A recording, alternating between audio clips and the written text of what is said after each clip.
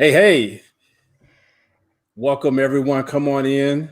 This is Dr. Jonathan Shepard here, and so glad to be with you all again on another Friday evening.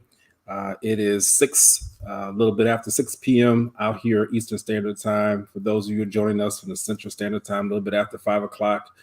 We even have some folks who join us at times from the West Coast. And so just glad to see all of you all that will be joining us on this afternoon, this evening. Such a wonderful day. And I say the wonderful day because it's a day where we commemorate those who lost their lives fighting on our behalf, truthfully. And so even with that said, it's not necessarily a happy day, but it is a wonderful day where we can reflect and remember those who, again, sacrificed their lives. Can you imagine? 19 years ago was 9/11. I can almost remember where I was that particular day. And so we will talk about that once I introduce the guests. I don't want to go too far here, but again, want to thank everyone who is joining us. Hope Health Systems. I'm Chief Medical Director here, is our sponsor. And so coming from the home office here, as I've been in the home office since the pandemic started, I do go into the regular office too, but this show I do from the home office. And so Hope Health Systems is a mental health organization that is headquartered here in Maryland. And our phone number, I always give our phone number out, 410-265-8737. And so if you are in need of direct care services, please stop by our website. Please call us and we'll be happy to serve you. And as I always say, we'll do you some good. So with that said, I am so happy. I am blessed. I'm a blessed man today to be with two people who I highly respect and who would join this conversation today. For the month of September, we're going to do this series on the Black female, and in particular, the mental health of the Black female. And so I am so excited to have two presenters with me today who are going to help in leading this conversation and moving this train forward as we discuss the mental health of the Black female. So I'm going to introduce to you Lakita Carter, Dr. Lakita Carter, and Amanda Perkins. And so I'm just going to allow them to share with you a little bit about what they do, and then we'll move the conversation further. All right, let's start with you, Dr. Carter. Thanks for having me, Dr. Shepard, and thank you to Health Systems, a friend of ours in the mental health struggle. So I'm Dr. Carter, and I'm thrilled to be here. I am a licensed psychologist in the state of Maryland, also a licensed clinical professional counselor supervisor in Maryland. And I specialize in treating trauma, particularly the trauma for female rape survivors. But I also do work in addictions and relationships. And I am also the proud owner of the Institute for Healing, which is an outpatient mental health clinic, a wellness center where we specialize in individual and family and group treatment, and also medication management. So I'm thrilled to be here with you. I'm thrilled to represent, to work with, I am a partner with Hope Health, and I'm thrilled to work with Hope in this, as well as the other endeavors that we have partnered on. Thrilled to be here. Absolutely. Thank you. And yes, we are partners. Absolutely. No competition here. It's too much work to be done. Absolutely. All right, Amanda. Yeah, and I always like to say there's more than enough room for all of us. So I think that's fantastic. And I'm honored to be the same, I guess, virtual space with a Black woman psychologist. It's amazing. So I feel like I should have put my credentials up here too. I'm here with these two doctors. I'm an attorney. I am, my background is in corporate law, helping businesses, and right now focusing on helping small businesses with business strategy and helping them just operationalize their practices right now. And I'm also a legal instructor. So I'm teaching 3 L's right now female or third year law students on how to draft contracts, how to read contracts and understand them, because it's a very important skill.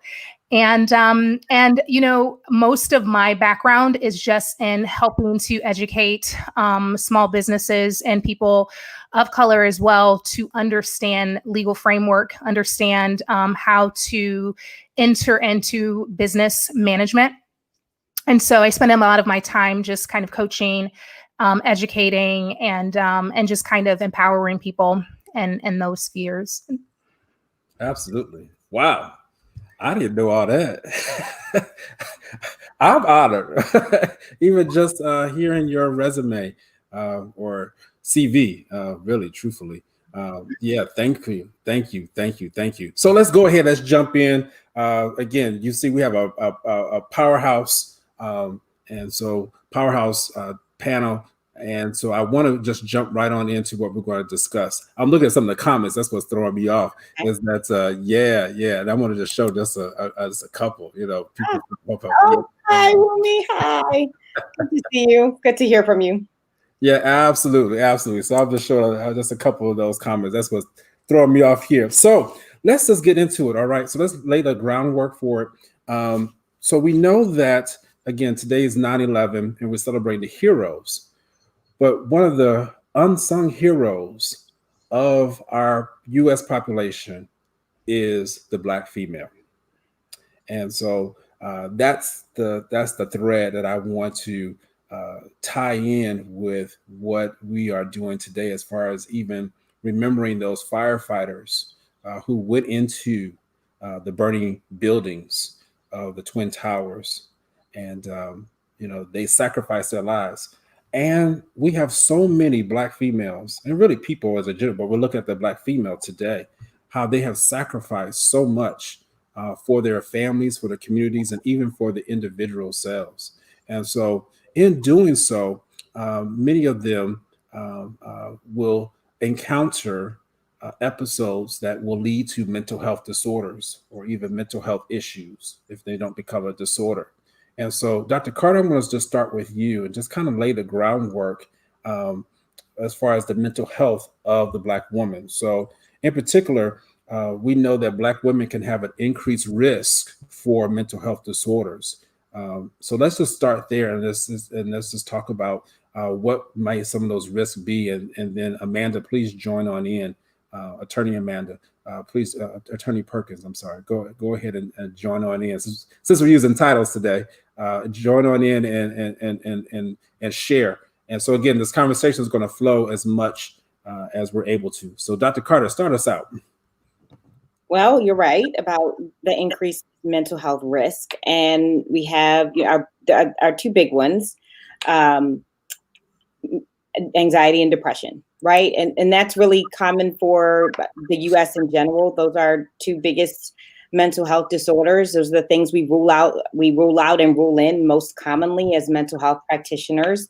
And then aside from that, what I see the most, probably because it's my specialty, is trauma. And the research is clear about trauma for people who live in urban areas. And that would be a lot of Black women, is that there is a higher incidence of trauma in urban areas. So our Black women are experiencing a higher incidence of a higher rate of trauma than other people, not necessarily more than Black men because they're living in the same communities, but certainly more than other races of people. Absolutely. So those would be my three big concerns, but trauma especially because trauma has an anxiety component. Hypervigilance and jumpiness has an anxiety component and a depression component. So being. Oh, she froze. Mid sentence. All right. It was getting really, really good. I know. All right, Amanda, why don't you take it from here?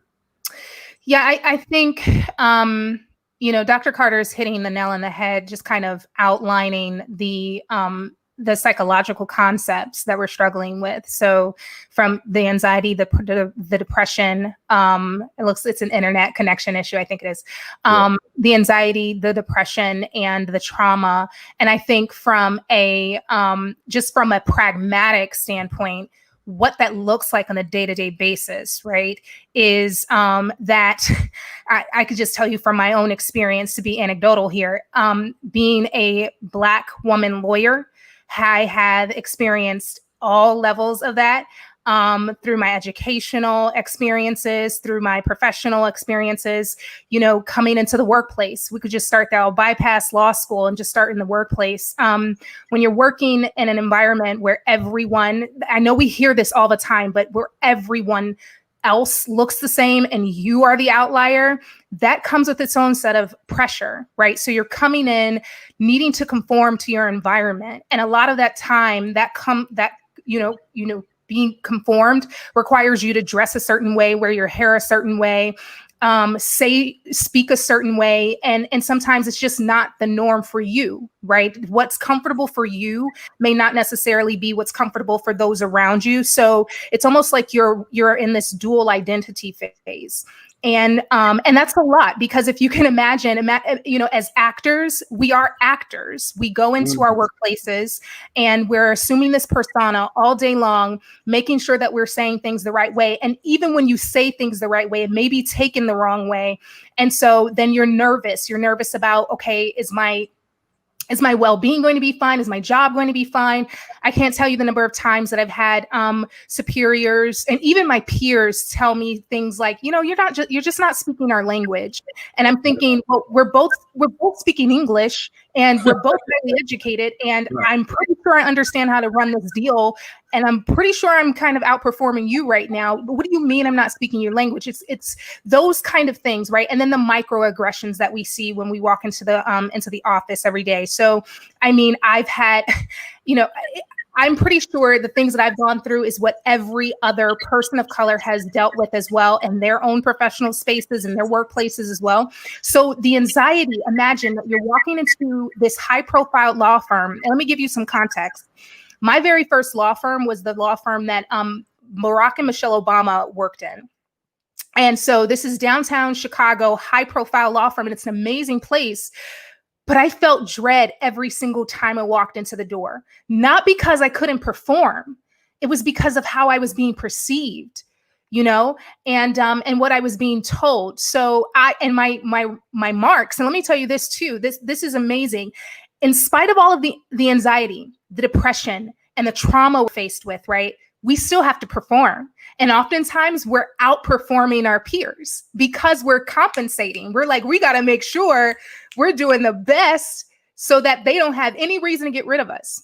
So even though I was performing at a high level, I was scared every day going to work, every day. And to the point where I was like, I can't do this anymore. The trauma that Dr. Carter is talking about, imagine having that weight of depression every single day, that anxiety every single day. And then also when you're out on the street and you're looking at how people are perceiving you from police, right? I remember having a small conversation. I don't want to hijack this question. I'll end it here. But I just remember having a conversation with my little brother one day. And he was 16 years old at the time. And I'm just checking in on him like I do as a big sister. What are you doing? How's everything going? And he tells me, I just got pulled over by the cops. And he's a Black boy. So immediately my heart sank into my stomach. How, you know what I mean? Just an average, interaction with a police officer can automatically trigger this traumatic effect, And so I'm panicking and I'm telling him, what did you do? And all of this stuff. And then I call my mom, and then I call my dad, and everybody's in this heightened sense of awareness. Whereas my white friends never have to worry about things like that ever. So the trauma that we face day to day, this is real. And the anxiety that you're carrying day to day is real too. I had to get a therapist. We're going on 7 years of a relationship at this point to try to deal with exactly what Dr. Carter is talking about. Yeah, there's these little micro traumas, and they just build and build and build and build. And before you know it, you have a reaction to, watching a bunny rabbit on a commercial, and you're like, wait, where did this come from? Right? A bunny rabbit gets, whatever. You have a reaction that you're not sure where it came from. And it's all these little micro traumas that happen. You mentioned microaggressions. I don't even know why I'm here. Attorney Perkins has already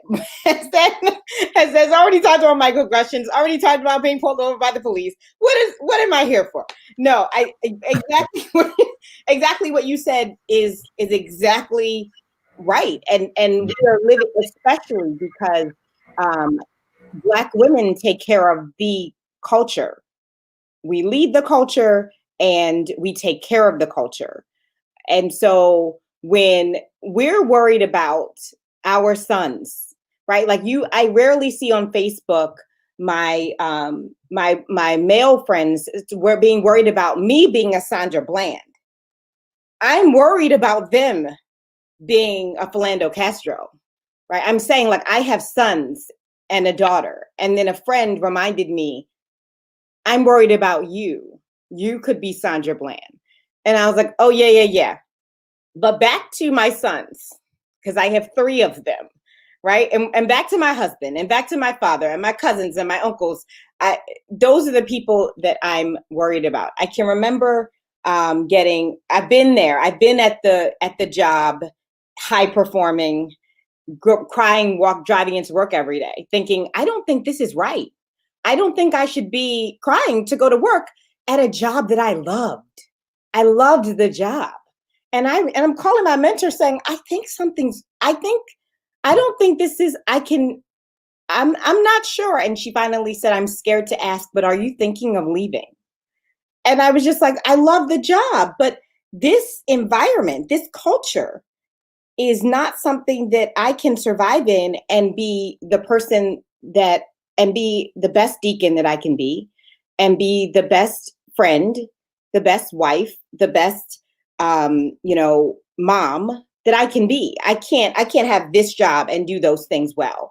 And those things combined the sum of them is more important than this job. The sum of them, being a wife and a mother and all the other roles that I have, is way more important than this job. And this was a job this was my dream job. That I got 4 years after I finished my doc program. I was like, well, I don't know why would I leave? And then it occurred to me why I would leave, because the culture was so toxic for me as a Black woman, because there were different rules for me as a Black woman that I couldn't understand. And when I questioned, I got gaslit, which, for those of us that are listening, gaslighting is a form of manipulation, making you think that you're crazy, making you think that what you're seeing is, you're not really seeing it. It's, you're seeing it through a distorted view. It's better than it looks. But let me give you this experience that I had that I think will chalk up the trauma that I was experiencing 5 years ago. So when many of the shootings started happening, a note was sent home for my oldest son, and he was 5. And it asked, please, it was his kindergarten teacher, please work on compliance with him. He did not sit down when he was asked. And, he did something else. It was like 2 things on the list. And I looked at him and I said, you have to follow directions. And he said, okay. And I was like, no, you don't understand. So I want you to imagine me and a 5-year-old. And I'm saying, you have to follow directions. Okay, Mom. No. You have to follow directions. And he's saying, okay. And I was like, but you're not getting it. Following directions, not following them will get you hurt. It could get you. And by the time I had worked myself up, I had my hands on his shoulders. And I was saying to him, like, you have to do this. You have to make it past 25. And I'm talking to a 5-year-old. I'm talking to a 5-year-old, trying to explain to him in his own language how this social political climate that we're living in could end his life at any moment by being non-compliant. And this is for a 5-year-old who wouldn't sit in his chair, and no 5-year-old sits in their chair. But the environment around me was such where all I could see was, not sitting in your chair now will equal not stopping later. or not putting your hands up fast enough, or not getting down on the ground fast enough. And that could equal the end of your life. Can I just jump in here, Dr. Carter? Yes, you are hitting on a nerve right now for me, because I used to be a second grade teacher. I taught second grade for a couple years out in Boston, and all of my students were Spanish speakers, and all of them were brown in some form or shade from the islands and everything, and they were all young.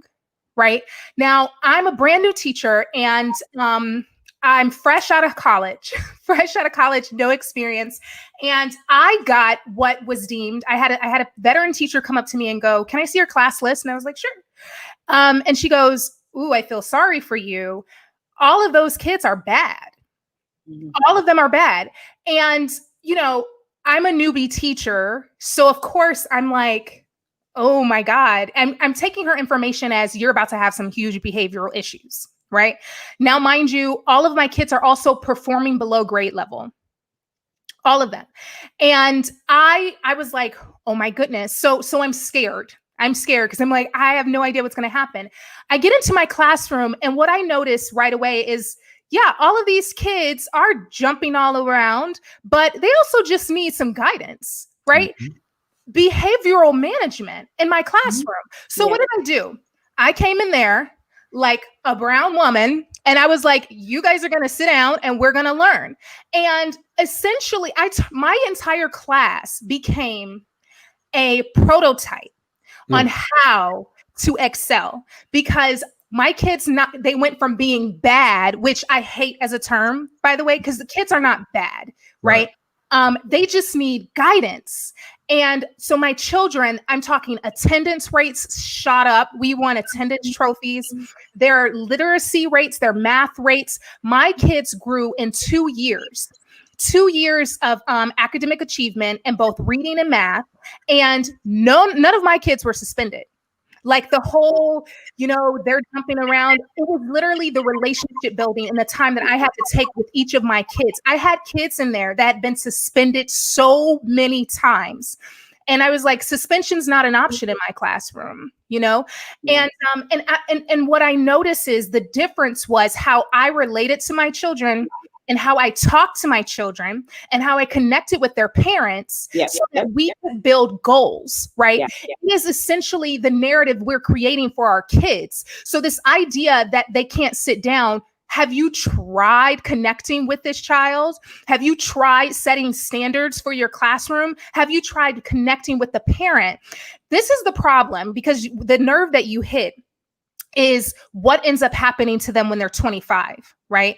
Scientifically or statistically, it's been shown that children that are not on reading level in the second grade and the third grade are indicative of those that will be in prison in the coming years. By the time they're 18, 19, 20 years of age, they start determining the number of prisons that they need to construct based upon children's reading levels. Okay. And who's far behind in reading levels? Typically Black and brown children. Okay. So they're essentially building our children's future. It's like a school to prison pipeline that they're creating. Right.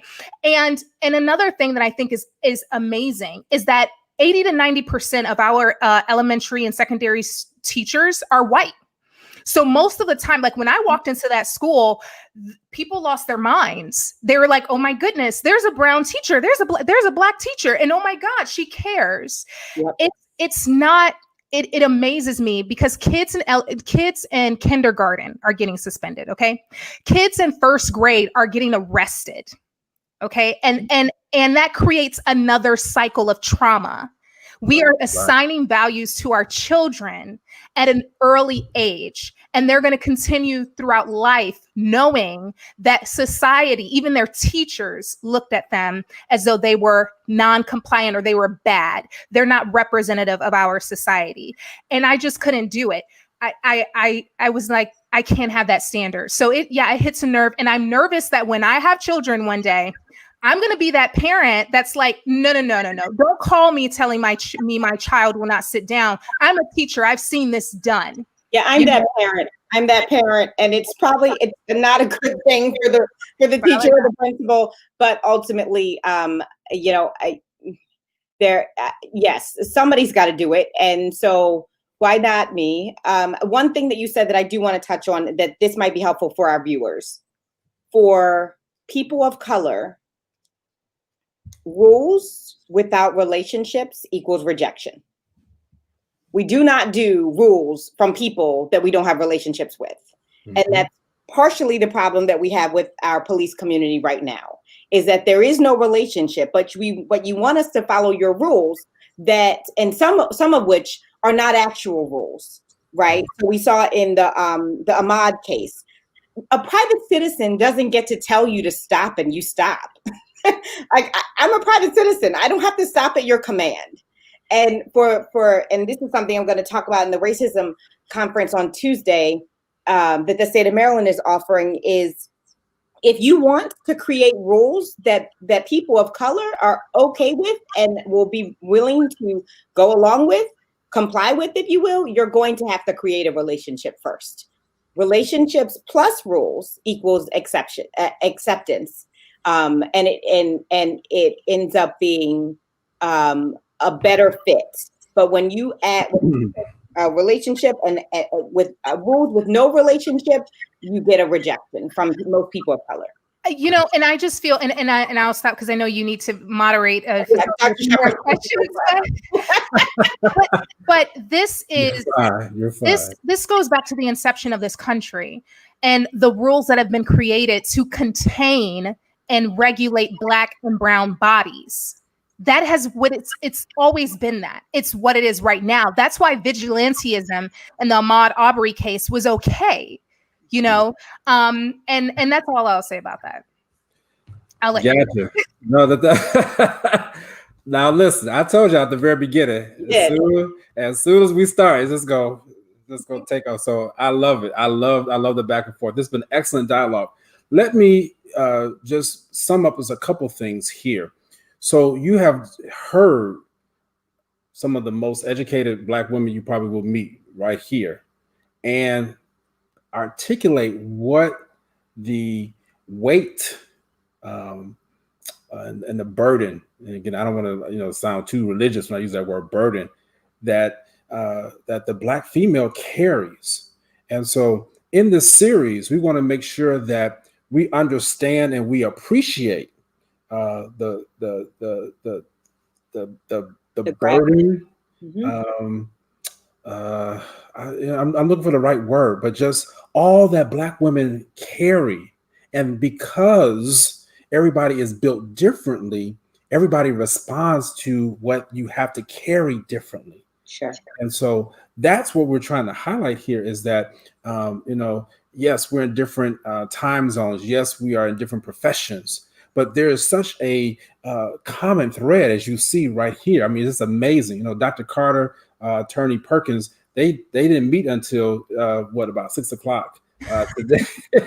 but look at the commonalities, you all. I mean, just look at the dialogue that is happening, because there's just so much that brings us in common as to what we are dealing with.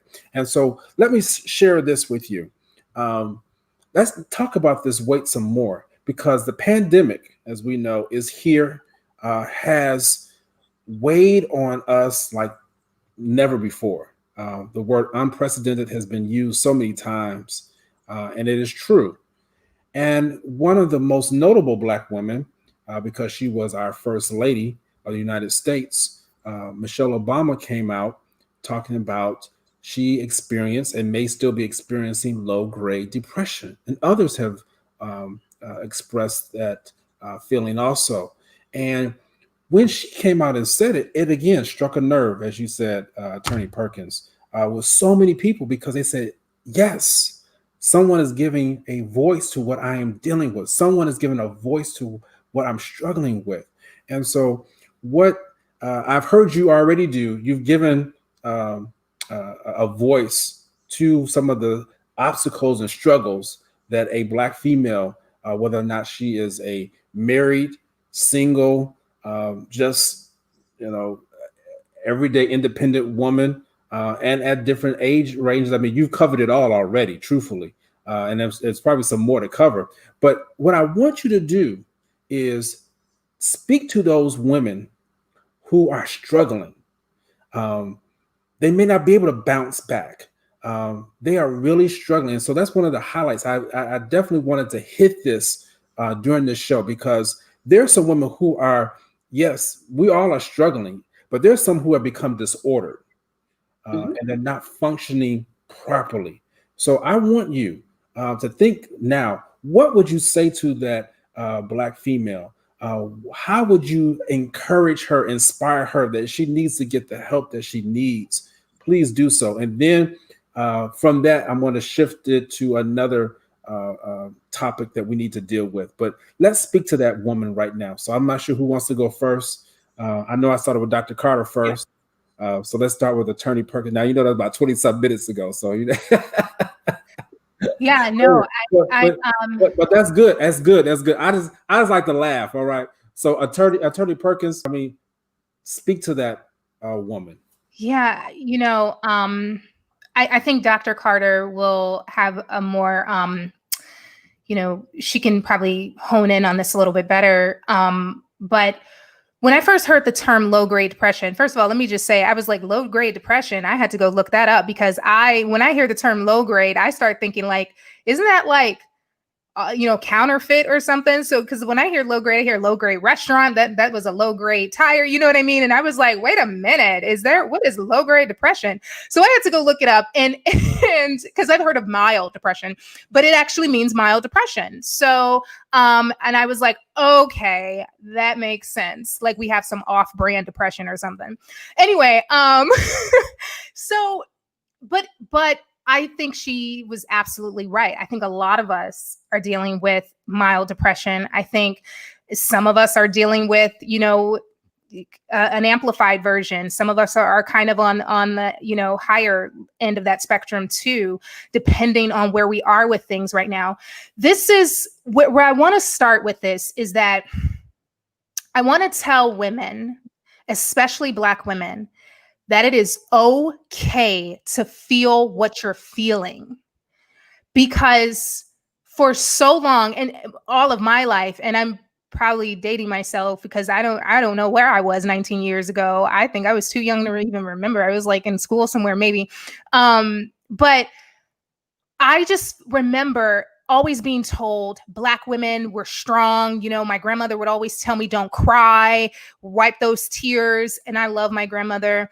You got to get over that, pull yourself together, always look your best and everything. There was never any room to just be in your feelings, to just be down for a second, to have someone say, you're going to be okay. You're going to make it. I understand. You can cry.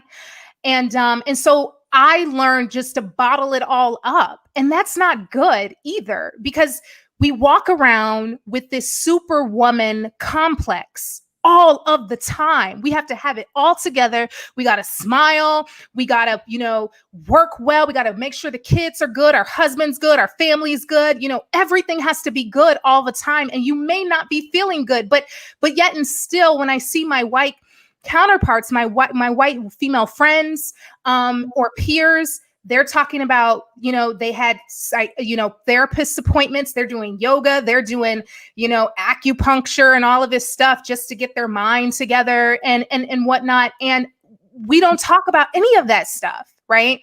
The conversation is turning a tide, I think. But I just want women to understand that it is okay to feel what you are feeling, and you do not have to be superwoman all of the time. It is okay to hang up that cape. Sometimes it is okay to ask for help. In fact, it is more than an okay. It is a necessity to ask for help. Like, you don't have to do everything on your own. And to say to someone, you know what, could you come and just cook a meal today? Because today I don't have the strength to do it. I think that in the Black community, we need to make it a safe space for women, and for all people, but we're talking about women, for women to let down their hair and take off that cape. Because let me tell you what women are going through, a lot of Black women are going through, especially those that are not in, professional capacities. And even for those, some of them that are, because a lot of people are feeling the ramifications of this virus, right? This pandemic. People are losing their jobs. They're losing their homes. They don't have income coming in. The unemployment rate is worse than the Great Depression. Okay. And people are getting kicked out of their homes. And imagine the stress that comes along with not having a home to go to, not knowing how your kids are going to get fed. Right. And statistically, Black people tend to make up a lot of the service jobs in our country, and the frontline workers and essential workers that we see are often held by Black and brown people. Okay. So, and a lot of them are losing their jobs. So there's a lot of stress going on right now. And I think depression is on high, and we need to talk about that. We need to make sure that people are getting the help that they need. And I think a lot of tools are out there at this point. A lot of like free online tools for people to be able to call into or talk to a therapist, or like a coach or someone to just kind of sit with what's happening right now. So I guess for me, because I need to tell myself this too, I'm telling myself this as well. It is okay to feel what you are feeling. Because if another person tells me, oh, it'll be fine, you'll be okay, or you got to pull yourself together, snap out of it, I'm just going to go Hellraiser on everybody. So one of the things that you said that's so funny, and I'm glad you said it. I thought that low grade depression was like some sort of like budget version of depression. Like, why do Black people get the low grade depression? And it's so interesting you said that, because I was talking to a friend, and it was actually a board meeting, and I said, my patient eloped today. And she sort of sat there and she finally said, isn't that a good thing if your patient got married? And I thought, oh, no. Elopement in psychology means she admitted a suicidal plan and then left the office. So in this case, an elopement is a bad thing, because now I have to call the police. So I'm glad that you said that you thought that low grade depression was, I think a lot of mental health providers, we use words that we know what they mean. It's our language. But then someone like you comes in and says, I thought low grade depression was some sort of knockoff version of real depression, and they were only giving it to us. And then I found out it's mild depression, and you're right, it's mild depression. And there are moderate and severe. So what I would say to that woman is a lot of what Attorney Perkins said, that it's okay to not be okay. I would say that you should be assessing your life as much as you can. And if you're not someone who has enough insight, then you should ask somebody that you believe has some good insight on your life, and find out if there are areas where you are dysfunctional. So everybody has areas of growth in their lives where, they can be more patient, or they can be more kind, or they can work a little harder. They can procrastinate less. But when you get to the point where it's dysfunction means that it's impacting a major part of your life. It's impacting your home life, your school life, your work life, your social life. So when you're losing friends because your temper is so bad, when you've lost jobs because you are procrastinating too much, when your marriage is on the rocks because you can't stop using cocaine. Now we're at the point of dysfunction. We probably were there a long time ago. We could have done something about it before it got to dysfunction. So I would say to that person that you need to get treatment. And I would say to Black women that your girlfriend is not treatment. And neither is your mama. Those are people who are not trained. Those are people who love you. So they don't say certain things that need to be there. Right? They don't say certain things that need to be said. They don't challenge you in ways that a therapist would challenge you. And they certainly love you, but sometimes we hold back from the people we love because we love them. And a therapist unfolds treatment in a way that helps you grow. There is a place for a mother and a sister in your life. there's also a place for a therapist. I was talking to a friend just the other day, and he said, my fiance thinks I need to be in therapy. And I said, okay. And he said, I'm trying to figure out what for. And I said, because of that. Because everybody could be the Pope could be in therapy. Yeah. Everybody could be in therapy. So the fact that you think there's nothing that you could work on in this life right now, sitting here on this couch at 39, there's nothing you could do better. There's nothing that you could process. There's nothing that you could, that you could really flip the switch on. Tells me that you need to be in therapy just to figure out what it is that where your strengths and weaknesses are. So I think that I would say to that woman, find a good therapist. If you're in Maryland, you can certainly call iHeal. You can also visit our website, www.myiheal.com. You can call us at 410-864-0211. But you could certainly, if you're in Maryland, you could certainly get into treatment. But no matter where you are, you should get into treatment. You should find a therapist that's the right therapist for you. I also want to point out to those women that are listening that therapist is like any other doctor. So you can find a dentist that isn't a good fit for you, and you don't write off the entire profession of dentistry. You find another dentist. That's what I hear most often. I tried therapy and it doesn't work for me. I'm going to try yoga. Okay. So when you go to a cardiologist and you hate the cardiologist, do you say, my heart's just going to be okay, it'll figure itself out? Or do you look for another cardiologist? Do you look for another dentist, another podiatrist? When it comes to therapy, we sort of try it once and then we're done. Every therapist isn't a great therapist. Every dentist isn't a great dentist. So therapy is the relationship is a fit like anything else. And you should look for a provider that's a good fit for you. Please don't feel concerned or worried about asking for a therapist of color. You decide your treatment provider. And just like you can decide that you want a dentist in Chicago, because that's the best way, that's the closest city to you, and you don't want to go to the suburbs for your dentist, or you can decide I want to patronize a small business eye doctor and not a large business eye doctor like America's Best. You can make all those decisions because your treatment provider is yours. Similarly, you can decide that I want to try a Black woman for a therapist or a Black man.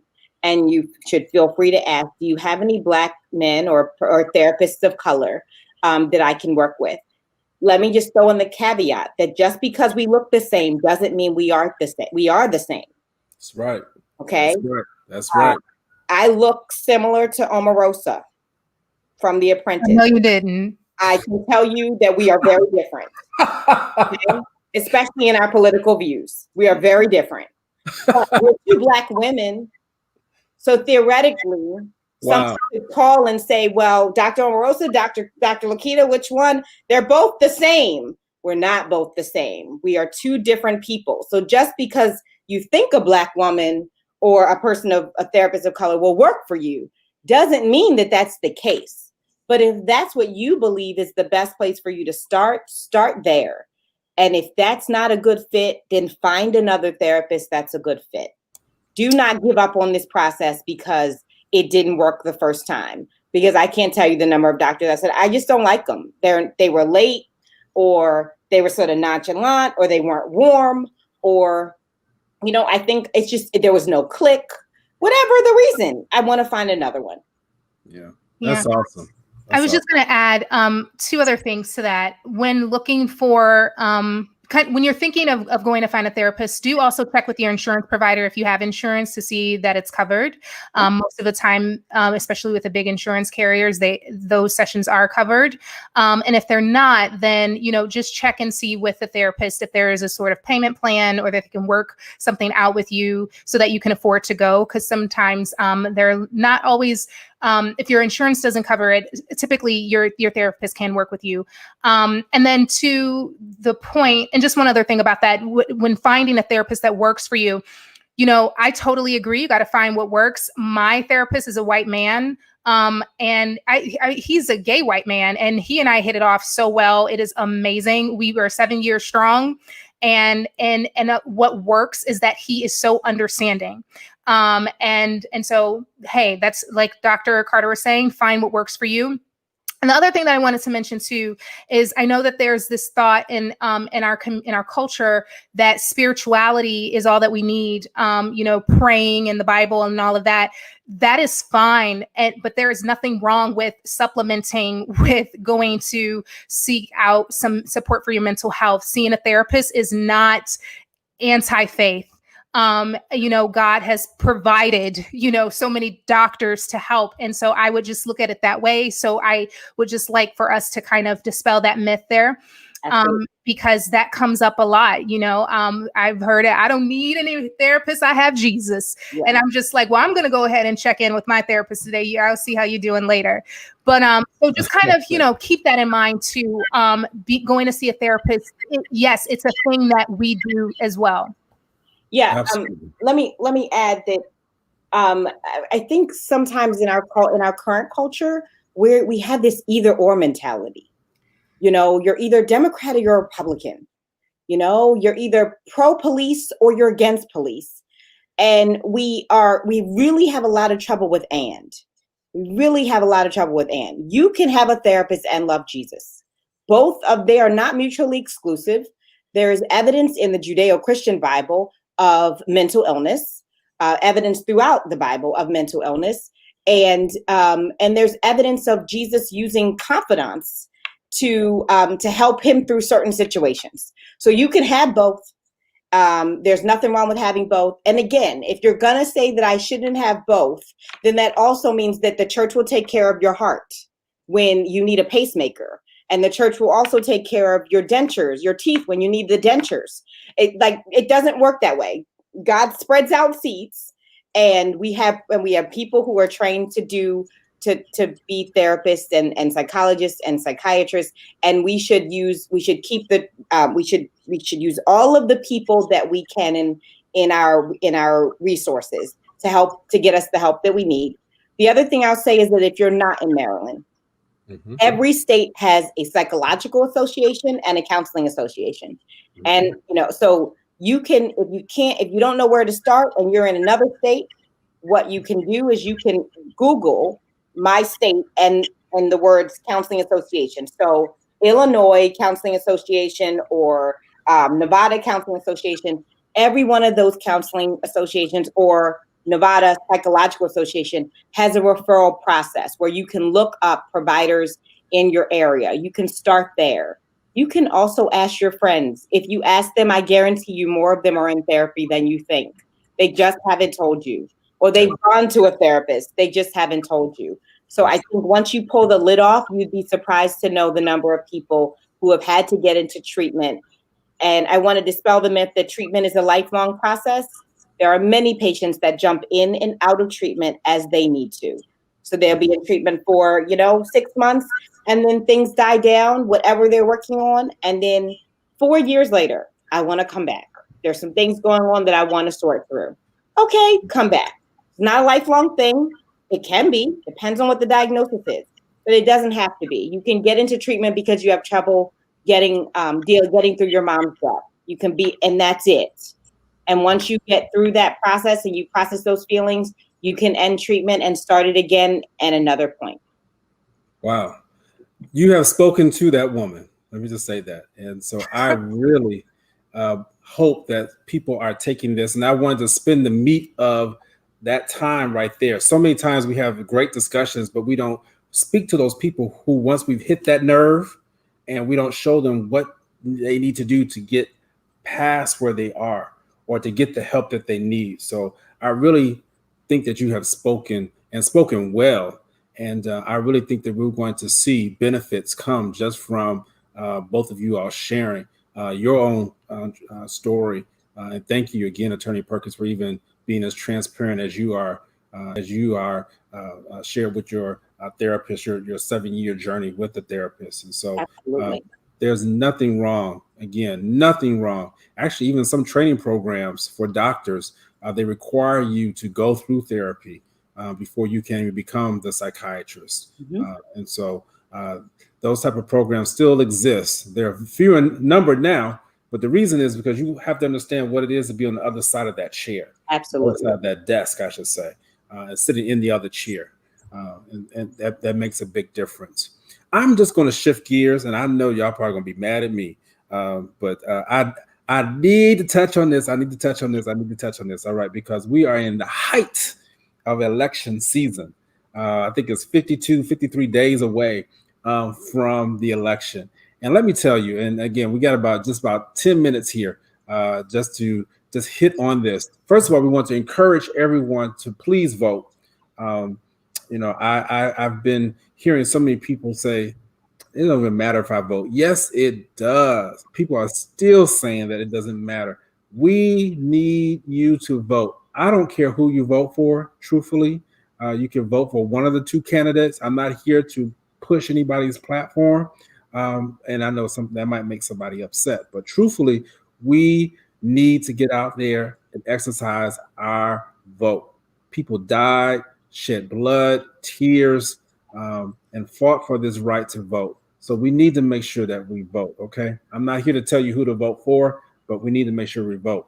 But let me just share with you, and I'll share a little bit of this with Dr. Carter, and I kind of had an aha moment, even as I was talking with her as we're preparing for the show, and I was just sharing with her, I said, it is just amazing the attitude that has shifted in 4 years towards Hillary Clinton when she was running for president, and now Kamala Harris being the vice president nominee, I should say, for the Democratic Party. You might say, well, what are you talking about, Shepard? Well, back in 2016, there was some enthusiasm, but there was a whole lot of more discussion. I remember back then about a woman being able to be the president of the United States. And now, 4 years later, there has been such a turn in the tide, if you would, in how people are viewing Kamala Harris and her choice, and I should say not her choice, but Vice President Biden's choice of her being the vice president candidate. And I'm just amazed. I feel it. And Dr. Carter, she can share a little bit about what she told me, but she said, Shepard, even though you're Black and all Black people will deal with some form of racism, she said it's different because you're male. Mm-hmm. And when you said it, Dr. Carter, it hit me like that's true. And so much focus is sometimes tied to the Black male. We have to make sure that we are making sure our Black men are okay, and we do, and we are going to focus on that in the series in October. But it hit me. I said, man, the racism and the sexism that Hillary Clinton dealt with back in 2016, I don't know if she would have dealt with again. And you all correct me here. So I'm looking for the sentence or the question to kind of to throw to you all. But hopefully you all are kind of picking up where I am right now. It's just the sense of tide has changed. And I just want you to comment on how you have seen the tide shift, and how we're going to end this show is what improvements do we need to make sure that the momentum carries. I'll just say this. We had, the United States of America has now the first bank CEO, if I'm not mistaken, on Wall Street. I believe that happened today or yesterday. She's not a Black female, but it's a female. And this is a monumental, some people, well, it's not that big of a deal. Well, actually, it is a big deal to have a CEO who is on Wall Street. That is huge, who is female.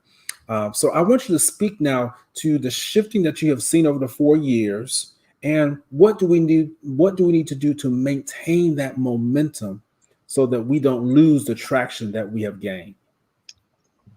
Yeah, what we talked, you said that you were in that conversation, you said you were surprised at the sexism that Hillary Clinton faced. And mm-hmm. What I said was, yeah, that's because that's your privilege. You're a male. And so men don't necessarily always see, just like European Americans don't always see how a comment or an experience can be an othered experience. It can be not a general experience for everybody, but it's an experience that only certain groups face. And one of those things is, and it's what I'll say is, I'll let you off the hook slightly. It's not your fault because you were socialized to be a male. So, I mean, that's socialization. Your men are socialized differently than women. That is true. So, that's true. So it's in part, it's how you were raised. To think that that men are strong and that they are leaders. They are solid leaders. What I can tell you is that one of the things that we see when it comes to leadership, whether we're talking about a business or political arena, is that when a man walks into a room, he has assumed intelligence. And when a woman walks in the room to be the presenter, I'm talking about a leader. So a man walks in the room to make a presentation, there's assumed intelligence. And his job is to maintain your assumption or to basically ruin your assumption, right? So he's here and he's got to come down. But when a woman walks into a room to present, she's here and she's got to come up. And when you add blonde hair to that woman, she's lower. When you add weight to that woman, she's lower because we have a bias against overweight people, that they are lazier and not as and therefore they don't go after opportunities, right? So when you add weight, when you add hair color, when you add a lot of femininity, so a woman who is very voluptuous and she's the presenter, the mark keeps going, and now this woman has to climb. Just her intelligence, and she said nothing, and a man would have to walk in the room and basically say something basic, and then people would be like, "Oh my God, my mind's blown." Meanwhile, back at the ranch, women are saying things every day that are mind blowing, and it's just like, oh, maybe that you have a point. So I think that honestly, I don't know which one. When it comes to the United States, I'm not sure which one the United States is more racist or sexist. There's my controversial statement that I've made for the evening. I'm not sure which one it is. I can tell you that it took women 80 years for the right to vote, to get the right to vote, 80 years. And when you look at the history of our country, every group that has gotten a right, has been given a right, has had to rely on the majority group to get that right. So the ending of slavery was voted on by non-slaves, obviously. And the right to vote was voted on by men, right? So every marginalized group, and the right for gay marriage is voted on by mostly heterosexual people. Every marginalized group has had to wait on the tide for the majority group to turn in order to get the right to do something as simple as voting. So I would love to say that we're not as sexist as we used to be in 2016. It's possible that that former First Lady and Senator Clinton took a lot of, paved that path in some ways. I know that there are many controversial issues with her. But I'm not sure. I'm not sure how this election will go, because I'm not sure when you're thinking about the middle of America, which is where Hillary Clinton lost, the Bible Belt. I'm not sure that region of the country is going to be okay with having a woman or anybody Black in the seat of the vice presidency.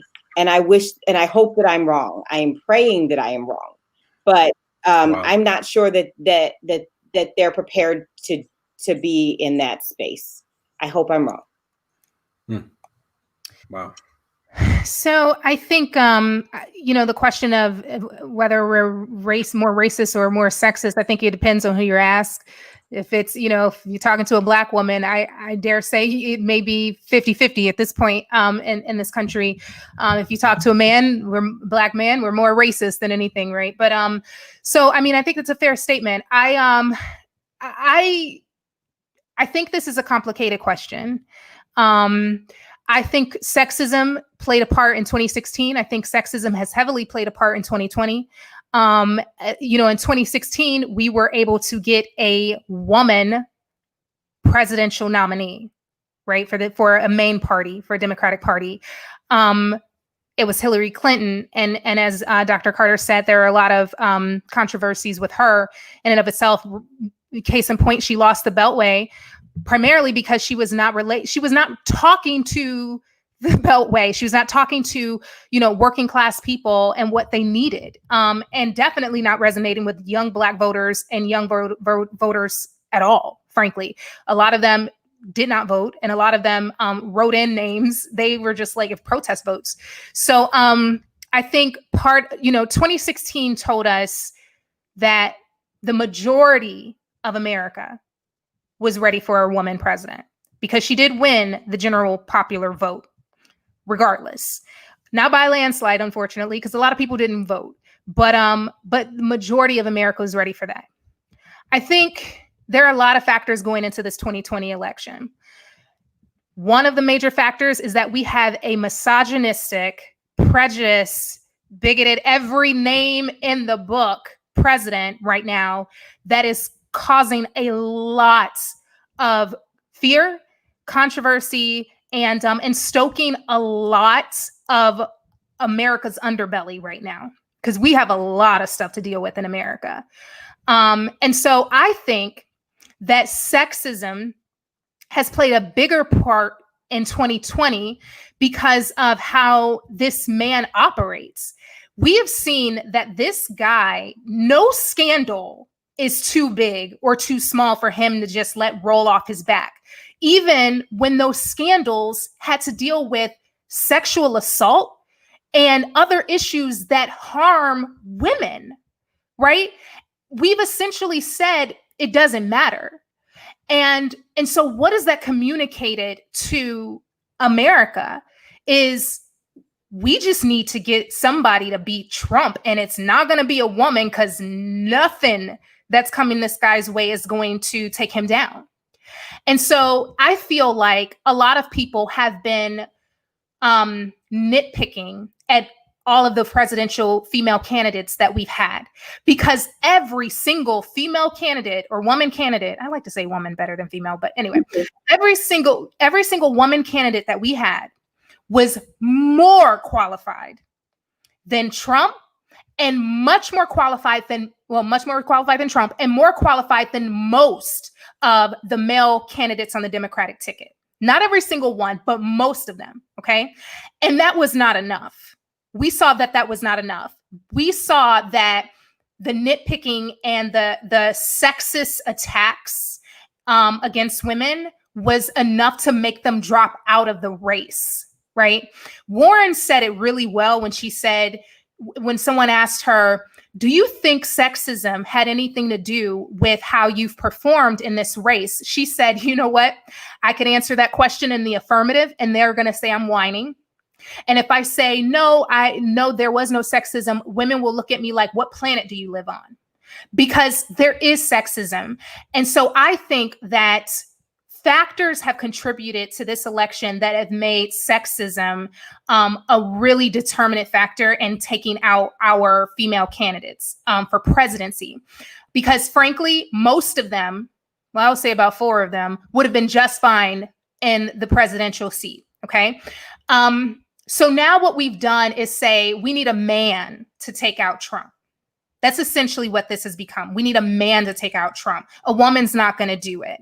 And another thing that we saw is how Trump was interacting with Clinton during the debates, how he was stalking her on the stage, how she ignored it, but it wasn't enough because they saw him taunting her. And almost as though it communicated that, well, she's not going to stand up and be strong toward him. So we need someone that's going to be strong toward Trump. And so I guess that's Biden. Anyway, so I think, and then for Kamala, oh my God, being a Black woman, she got a lot more than just sexism, right? We are questioning whether the woman is even Black, which is like, oh my God, on any other occasion, Kamala would be Black. But because she went to Howard, she went to an HBCU, she pledged the most amazing sorority in the world. I mean, she's Black. She's a Black woman. It doesn't matter if her grandmother's uncle's cousin's nephew was Native American or white. It doesn't matter. She's a Black woman. And is how you identify. She identifies as a Black woman. But the fact that she's running for president, that disqualifies her from being Black, which is the weirdest thing. I don't understand this conundrum that we create, right?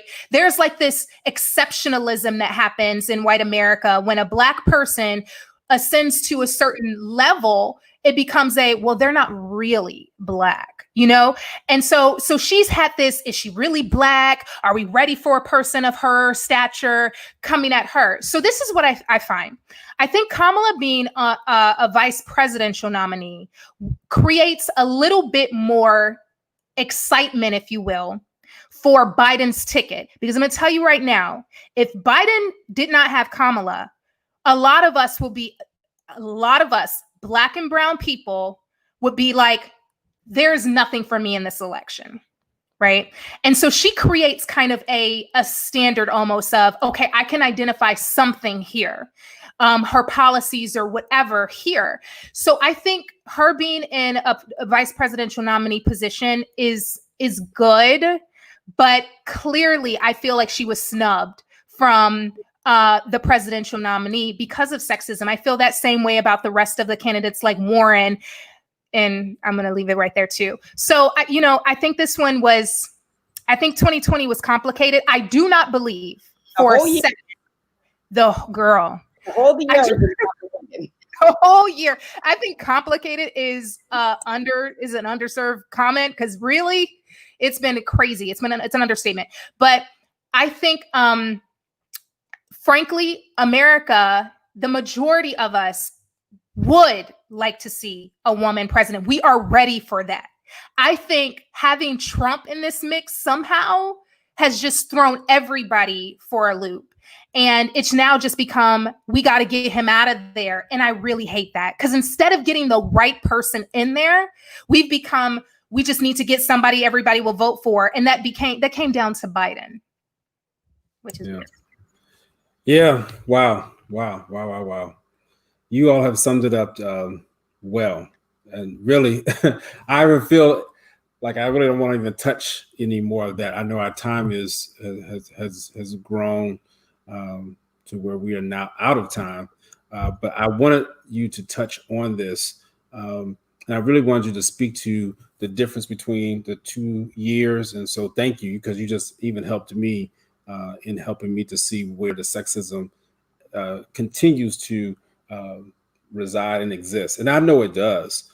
But again, just hearing from you all really does make it plain and clear. And you've helped somebody. All right. You've helped me. You've helped others who are out there. Let me just say this.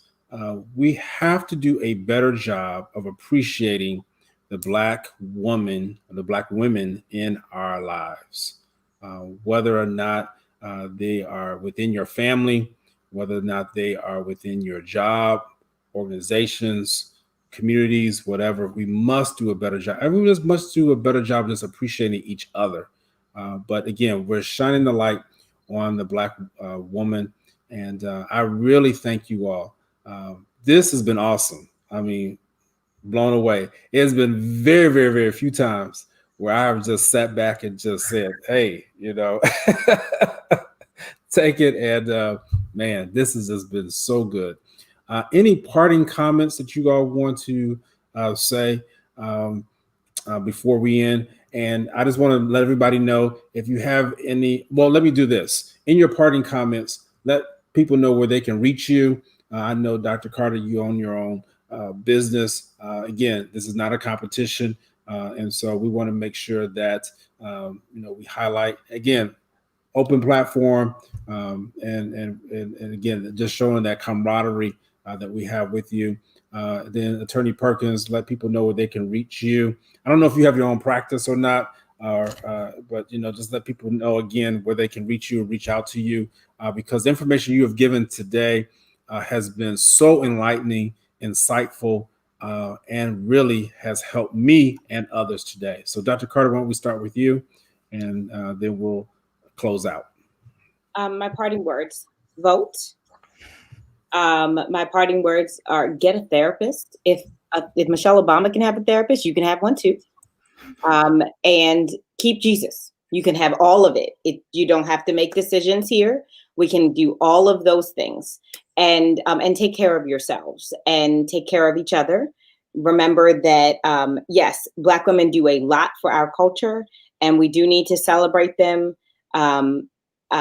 Interestingly, I was just telling my husband this last night. I think Black women do more for Black men than Black men do for Black themselves. I think that we will do for you more than you will do for yourselves because we just believe in you. And so I would say, celebrate your Blackness however you can. And if that's being stifled, then find a way out. If that's being stifled at work, find a way out of that situation so that you can celebrate who you are, because you only get the one life to do it. So that's what I'd say. And of course, you can reach out to Institute for Healing, which is in Owings Mills, Maryland, and you can find me there. And the number is 410-864-0211, or you can Google us and you can find our website. Absolutely, thank you, Dr. Perkins, Attorney Perkins. I mean, isn't it amazing, Dr. Carter? I mean, she just spoke like she knew this. I told you. You called it that we would be a good fit together. You called it. Absolutely. Go ahead, Attorney Perkins. I tell everybody that Dr. Shepherd never tires of being right. I never tire of being right, especially when I make a good match. So you called it. That is awesome. No, I love everything that you said, Dr. Carter. And Dr. Shepherd, yes, you did a wonderful job pairing us up together. And, I majored in psychology. I loved it. Before I graduated, I wrote my honors senior thesis, and my professor was like, can I do anything to get you to stay in psychology? Don't go to law school. Don't. So that is interesting, but I'm here in good company. So my parting words, I love what you said about you have one life to live. One thing that I would be remiss if I did not say, and I wish I'd said this earlier, but I'll say it now, is to please understand that Black women have not just contributed a lot to our culture, the Black culture. Black women have saved America from itself time and time and time again. And Black women have set the standards here. So when you think about the suffrage movement and women's right to vote, Black women were the architects of that movement. And when women had the right to vote, Black women didn't get the chance to vote right away. The civil rights movement was architectured by Black women. And we are always in the background pulling the strings and getting things working and making the blueprint. Always. I encourage people to do some digging in your history and know and understand that Black women, since the inception of this country, have been the architects of the major movements that we have seen. For example, LGBTQ rights started by Black women. Okay. So I marvel at the strength that we come from, our ancestors and what they've trickled down to us. And as we know, the movement's not done. There's a whole lot of work to be done. And I just want to encourage women and men out there to understand the importance of our culture and our contributions, and to understand, always lift up your Black women in your lives. And my husband's white, but you better believe I tell him every day about the power of a Black woman and our history, and we talk about that. So I just love that you said that, and we have one life to live, and I would just say live it to your potential, live it to your fullest, and any contribution is enough. And as far as where you can reach me, yes, I have my own business consulting practice. It is Stoutegy, STOUTEGY. You can look me up on stoutegy.com. You can also reach me at Amanda@stoutegy.com. I'm also on LinkedIn, which is like my favorite platform. So I'm Amanda R. Moncada Perkins on LinkedIn. And you can, most of my contact information is on my website. So again, stoutegy.com. And yeah. That's wonderful. Wonderful, man. Woo. I wish I could give a standing ovation for you all. You did an excellent job, you all. Again, thank you all. And I hope all the viewers out there get that information. If you need to reach out to me, I know how to reach either one of these entrepreneurs, professionals, doctors, attorneys. So just in case anyone missed that or need to reach back out, I'll definitely make sure that you're in contact with them. This will not be the last. All right. This will not be the last show. I guarantee you. We will do this again. And yes, if I can grace the presence again with Dr. Carter, I'd be honored. Absolutely. I mean, I'll just say hello. Take it away. Thank you again, Dr. Shepherd. This was an honor. Absolutely. It was an honor. Thank you. All right. So let me just say one more time, Hope Health Systems, we're out there, direct care services. If you know anyone who is in need of direct care services, you might be disordered, you're not functioning properly, pandemic has got you weighed down, you know that you need the help, come on over. We'll do you some good. 410-265-8737 is our number. And you can look us up, Hope Health Systems, and we'll be glad to service you. We never closed down during the pandemic. We only kept the doors open and raised the bar, the standard up to another level, because we know that in this, people are in need of relief and help. So once again, thank you, Dr. Carter. Once again, thank you, Attorney Perkins. You'll be hearing from us. All right. See you all later. All right. Have a wonderful weekend. Please stay safe. Wear your mask, social distance, physical distance, and wash your hands. The 3 W's. All right. Wash your hands, wear your mask, watch your distance. All right. Take care.